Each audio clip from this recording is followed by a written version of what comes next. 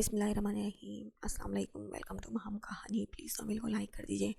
اگر آپ نے ابھی تک چینل کو سبسکرائب نہیں کیا تو سبسکرائب کر دیجیے۔ چلتے ہیں ناول کی طرف۔ ہاں کہو، اس نے شامیر کے سنجیدہ چہرے کی طرف دیکھتے ہوئے کہا، میں آپ سے جنت کو مانگنے آیا ہوں، پلیز جنت کو میرے سالار کے نام کر دیں۔ شامیر، تم خود ایک بیٹی کے باپ ہو، خود کو میری جگہ پر رکھ کر سوچو۔ آج تک خود کو ایک بیٹی کا باپ ہی سوچا تھا، پر آج ایک بیٹے کا باپ بن کر آیا ہوں، پلیز مجھے مایوس مت کریں۔ آپ جو کہیں گے وہ کروں گا، بس جنت کو سالار کے نام کر دیں۔ اس کا منت بھرا لہجہ دیکھ کر عالم نے اپنے برابر بیٹھی عائرہ کو دیکھا، جس نے اس کے دیکھنے پر اپنا سر اسبات میں ہلا دیا۔ اس کا اسبات میں ہلتا سر دیکھ کر عالم نے اپنی آنکھیں میچ کر کھولی اور شامیر کی طرف دیکھ کر اپنا سر بھی ہاں میں ہلا دیا۔ مکمل بیدار ہوتی ہی اس نے حیرت سے اپنے کمرے کو دیکھا اور نظریں اپنے کپڑوں پر گئیں۔ اسے جہاں تک یاد تھا صبح اس نے یہ کپڑے تو نہیں پہنے تھے، تو پھر یہ کیسے تبدیل ہوئے؟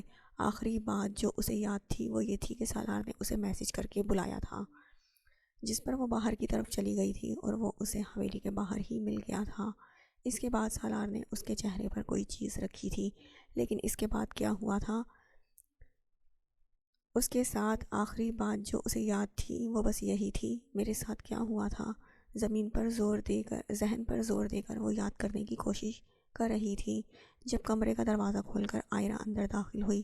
اماں سائیں، کیا کچھ ہوا ہے؟ اس کی بات کا بنا کوئی جواب دیے عائرہ نے سائٹ کو پڑا، اس کا دوپٹہ اٹھا کر اس کے سر پر اوڑھایا۔ اماں سائیں، یہ کیا کر رہی ہیں؟ مولوی صاحب آ رہے ہیں۔ کیوں؟ تمہارا اور سالار کا نکاح ہے۔ حیرت کا پہاڑ اس کے سر پر ٹوٹا تھا۔ یہ آپ کیا کہہ رہی ہیں؟ میں سالار سے نکاح نہیں کروں گی۔ آپ بابا سائیں کو بلائیں ابھی۔ یہ سب تمہارے بابا سائیں کی اجازت سے ہی ہو رہا ہے، تو پھر میں خود ان سے بات کروں گی۔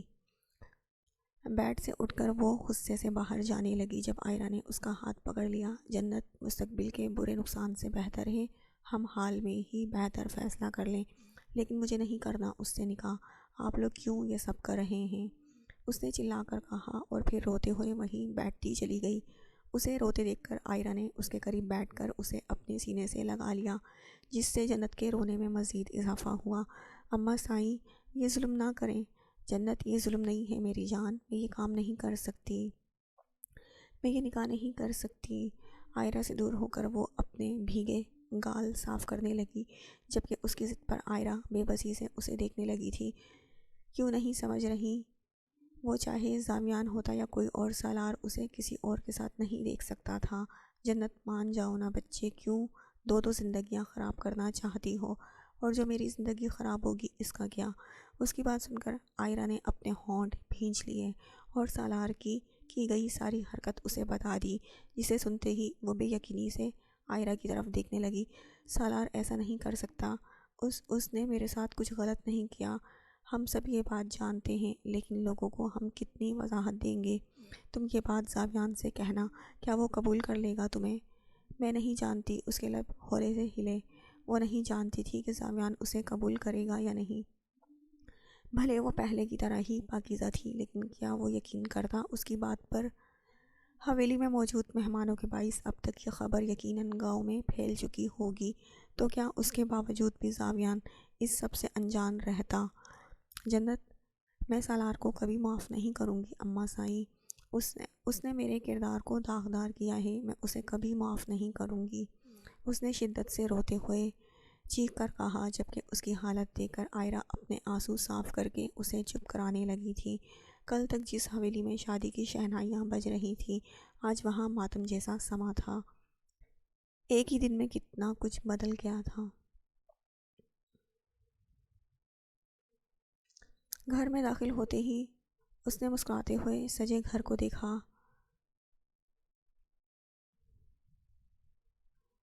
کل اسے اس کی محبت مل جانی تھی، کل جنت شاہ نے زاویان خانزادہ کے نام ہو جانا تھا۔ یہ احساس ہی اس کے لیے کتنا سکون بخش تھا۔ اس نے اس وقت وائٹ شرٹ کے ساتھ براؤن جینز زیب تن کی ہوئی تھی، چہرے پر تھکن کے آثار واضح تھے، لیکن چہرے پر بکھری خوشی اسے تھکن زدہ روپ میں بھی دلکش بنائے ہوئی تھی۔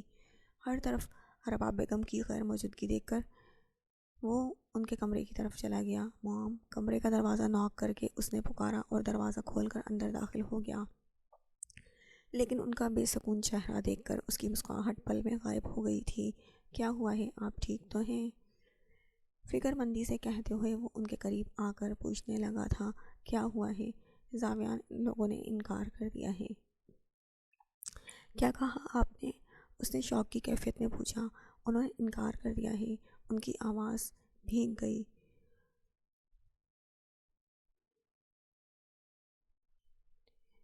وہ ماں تھی، کیسے دکھی نہیں ہوتی؟ پہلی بار تو ان کے بیٹے کو ایسی لڑکی ملی تھی جسے وہ اپنا ہمسفر بنانا چاہتا تھا، لیکن وہ لڑکی بھی اس سے دور ہو گئی۔ نہیں، وہ ایسا کیسے کر سکتے ہیں؟ نکاح سے ایک دن پہلے وہ کیسے انکار کر سکتے ہیں؟ میں خود جا کر ان سے بات کرتا ہوں۔ زاویان، وہ رباب بیگم کے کمرے سے نکل کر باہر کی طرف جانے لگا۔ ان کی پکار پر بھی وہ نہیں رکا تھا۔ تیز تیز قدم اٹھاتا وہ گھر سے نکلتا چلا گیا۔ وہ سفر سے آیا تھا اور پھر سفر پر جا رہا تھا۔ تھکن وجود پر حاوی تھی، لیکن یہ تھکن اس تھکن سے بہت چھوٹی تھی جو اسے یہ سوچ کر مل رہی تھی کہ جنت اس سے دور ہو جائے گی۔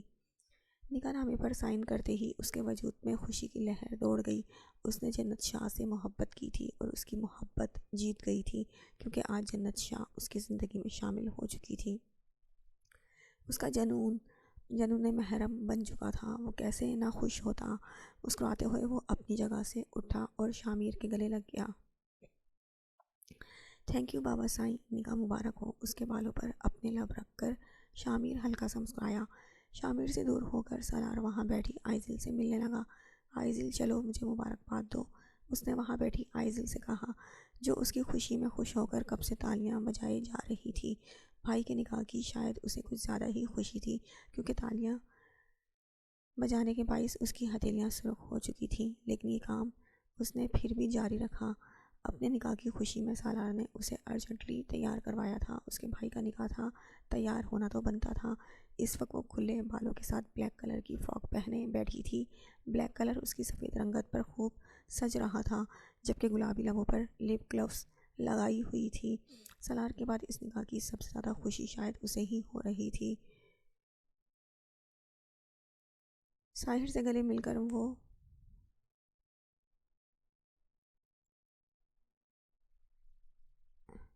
ہٹا تو وہ اپنا غصہ ضبط کر کے رہ گئے۔ اگر عالم کا حکم نہ ہوتا تو سالار شاہ اس وقت حویلی کی زمین میں دفن ہوتا۔ ان دونوں سے گلے مل کر وہ وہاں کھڑے عالم سے ملنے لگا۔ یاد رکھنا سالار، یہ نکاح صرف مجبوری میں ہوا ہے۔ جب آپ اپنی بیٹی کو میرے ساتھ خوش دیکھیں گے تو ساری مجبوریاں بھول جائیں گے۔ اس سے دور ہو کر سالار نے مسکراتے ہوئے کہا۔ جب نگاہ دروازے کی طرف اٹھی اور لاتعداد بل سالار شاہ کے ماتھے پر نمودار ہوئے تھے، اس نے وہاں بیٹھی آئزل کو اندر جانے کا اشارہ کیا، جو اس کا اشارہ پاتے ہی شانیں اچکا کر اندر کی طرف چلی گئی۔ میں جاننا چاہتا ہوں آپ نے رشتے سے انکار کیوں کیا؟ وہ سیدھی بات کرنے کا عادی تھا، اس لیے بنا کسی سے کچھ کہے وہ سیدھا عالم کے سامنے جا کھڑا ہوا۔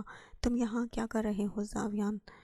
آپ سے جواب لینے آیا ہوں۔ مجھے حیرت ہو رہی ہے، میں نے تو سنا تھا عالم شاہ اپنی بات کا پکا انسان ہے، پھر آپ کیسے اپنی بات سے مکر سکتے ہیں؟ اس کا لہجہ تیز نہیں تھا، لیکن لہجے میں سختی ضرور تھی۔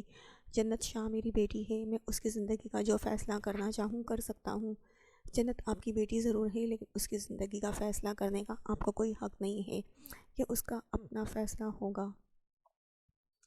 اگر عالم شروع میں ہی اس رشتے سے انکار کر دیتا تو اسے اتنی حیرت نہیں ہوتی، اتنا غصہ نہیں آتا، لیکن نکاح سے ایک دن پہلے انکار کرنے کی بھلا کیا وجہ تھی؟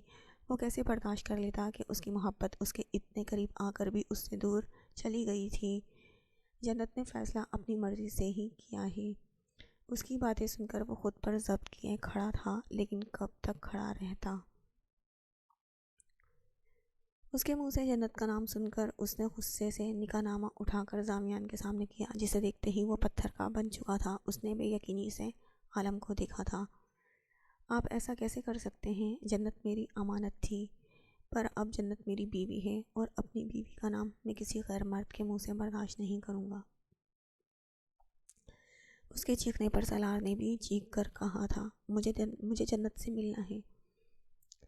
میں تمہاری زبان سے اس کا نام تک برداشت نہیں کر سکتا اور تم ملنے کی بات کر رہے ہو۔ اس کی بات سن کر اس سے پہلے زاویان مزید کچھ کہتا، جنت کی آواز اسے ساخت کر گئی۔ زاویان، اس نے حیرت سے سیڑھیوں کے جانب کھڑی جنت کو دیکھا تھا۔ اتنے فاصلے کے باوجود اس کی روئی روئی آنکھیں زاویان آرام سے دیکھ سکتا تھا۔ یہ نکاح میری مرضی سے ہوا ہے، آپ یہاں سے چلے جائیں۔ جنت کے الفاظ امید کے سارے دیے بجھا چکے تھے۔ کتنی آرام سے اس نے اسے جانے کا کہہ دیا تھا۔ کیا وہ اس کے جذباتوں سے واقف نہیں تھی؟ ہاں، نہیں تھی۔ زاویان نے کبھی اپنے جذبات کا اظہار اس کے سامنے کیا ہی کب تھا؟ سارے الفاظ تو اس نے خاص دن کے لیے جمع کر رکھے تھے۔ جنت، پلیز جائیں۔ اس کے اپنی طرف بڑھتے قدم دیکھ کر جنت نے ہاتھ اٹھا کر اسے روکا، جس پر وہ ایک بے بس نظر اس پر ڈال کر وہاں سے چلا گیا۔ دل ٹکڑوں میں بٹتا جا رہا تھا، کیسے نہ ہٹتا وہاں سے۔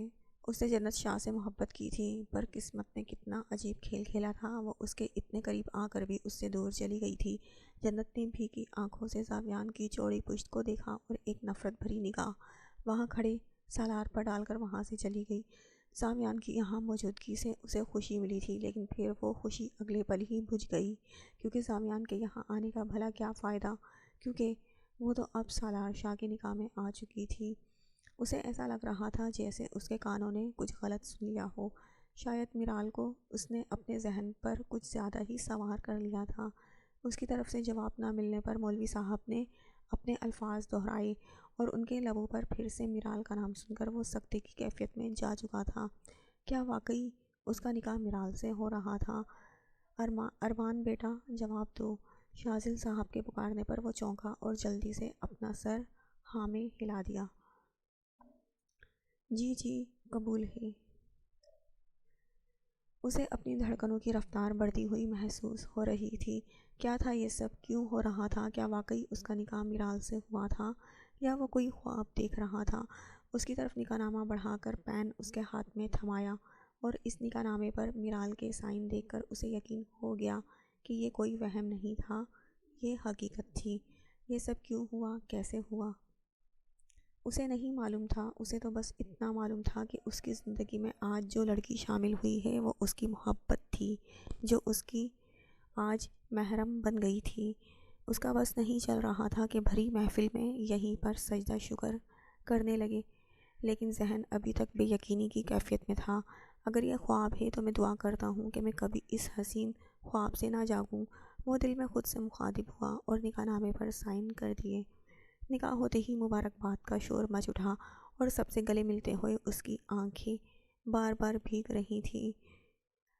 ہال خاصا بڑا تھا، جہاں پر 4 الگ الگ اسٹیج بنے ہوئے تھے۔ شادی کی تیاریاں بہت ہی دھوم دھام سے ہوئی تھیں، لیکن اس وقت وہاں ایسا کوئی شور نہیں مچ رہا تھا۔ آج نکاح کے ساتھ ساتھ ان سب کی رخصتی بھی تھی۔ ارتضیٰ، خرم اور جنت سالار کا نکاح ہو چکا تھا، لیکن معتصم نے سب کے سامنے ان کا دوبارہ نکاح کروایا تھا۔ عالم کا ارادہ پہلے صرف جنت کی رخصتی کرنے کا تھا، لیکن اب جو کچھ ہو چکا تھا وہ مزید اس رشتے میں کوئی خرابی نہیں چاہتا تھا، اسی لیے اس نے ساتھ ہی رخصتی کا فیصلہ بھی کر دیا۔ منت اور ازمیر کے علاوہ باقی تینوں بدلی جوڑیوں کو دیکھ کر لوگوں کے درمیان باتیں بن رہی تھیں، لیکن کیا ہی کیا جا سکتا تھا۔ ارتضیٰ کل کی فلائٹ پہلے ہی بک کروا چکا تھا، لیکن حفصہ کی ضد پر اس نے جانے کا ارادہ کینسل کر دیا۔ وہ چاہتی تھی کہ اب ان کی واپسی ریسیپشن کے بعد ہی ہو۔ واپس جا کر وہ لوگ خود بھی دھوم دھام سے ارتضیٰ اور خرم کا ریسیپشن کرنے کا ارادہ رکھتے تھے۔ جنت، آپ ناراض ہیں مجھ سے؟ وہ اپنے آپ سے چند انچ دور بیٹھی جنت سے مخاطب ہوا، جو آج دلہن بنی اس کے برابر میں بیٹھی تھی۔ مہرون رنگ کا خوبصورت غرارہ پہنے وہ لائٹ سے میک اپ میں بھی بے حد حسین لگ رہی تھی۔ اس کا ڈریس سالار خود اپنی پسند سے لایا تھا، لیکن وہ اس بات سے انجان تھی، اگر پتہ ہوتا تو اسے پہننے کے بجائے جلانا پسند کرتی۔ یہ ہلکا پھلکا میک اپ بھی اس نے صرف گھر والوں کی ضد پر کروایا تھا۔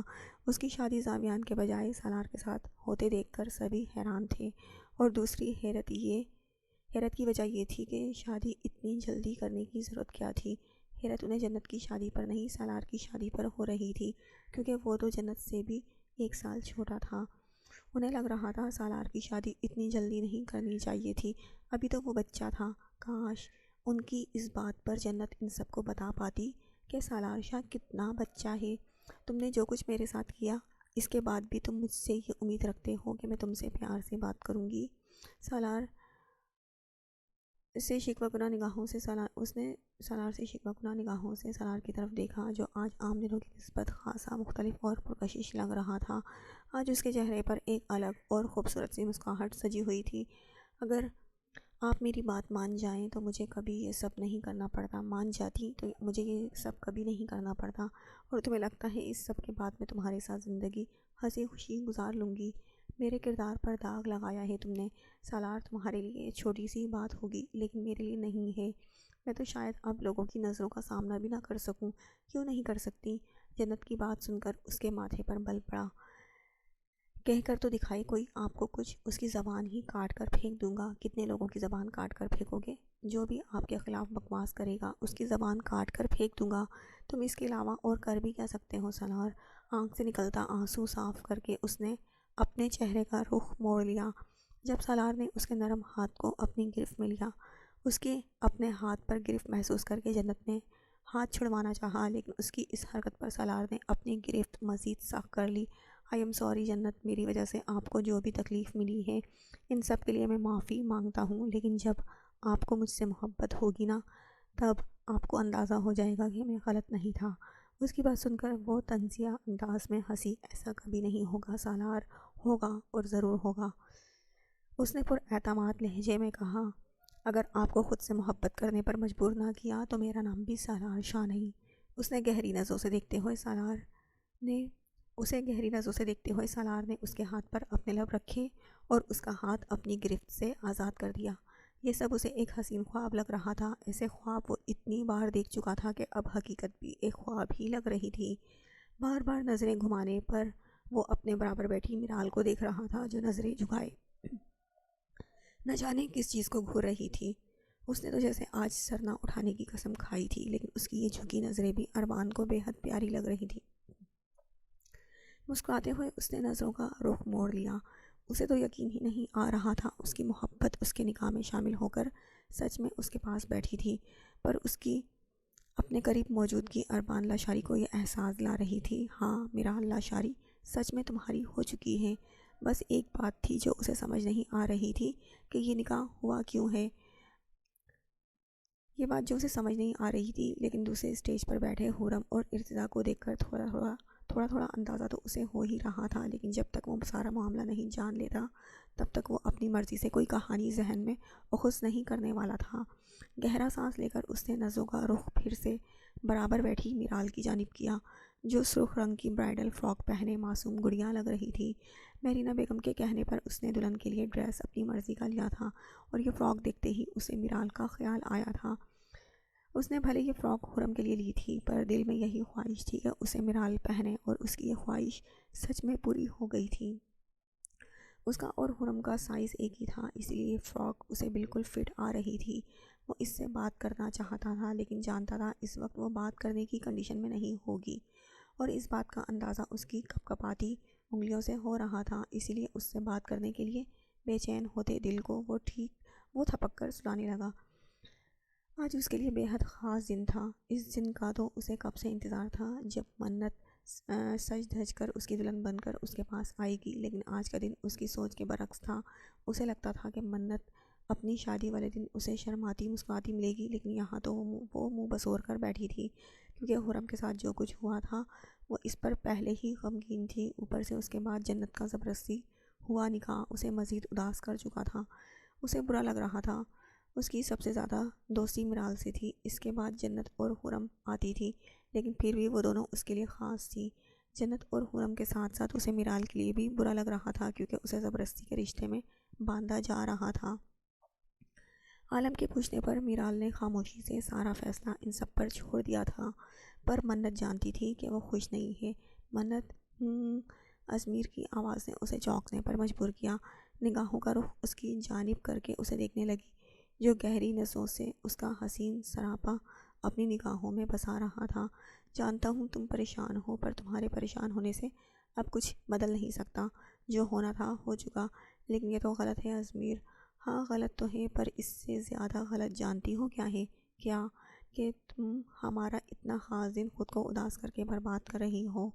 تم جانتی ہو نا میں نے اس دن کا کتنا انتظار کیا ہے، پھر کیوں میرا یہ دن خراب کرنا چاہتی ہو؟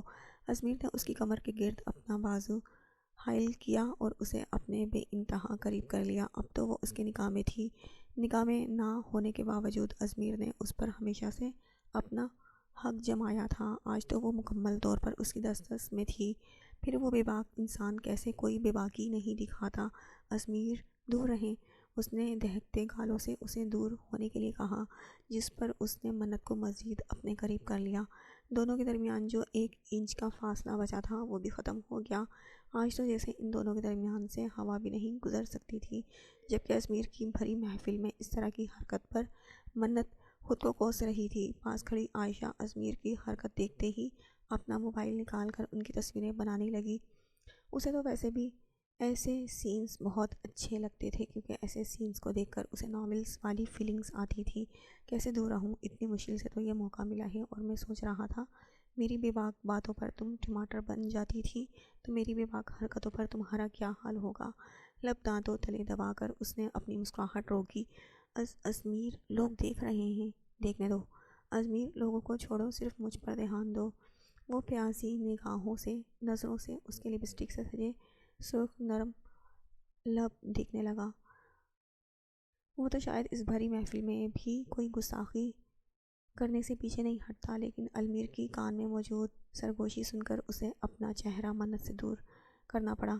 البتہ ہاتھ اس کی کمر پر ہی تھا۔ بھائی یہاں پر ہی مت شروع ہو جانا۔ ازمیر کی آواز پر اس نے گھور کر اسے دیکھا۔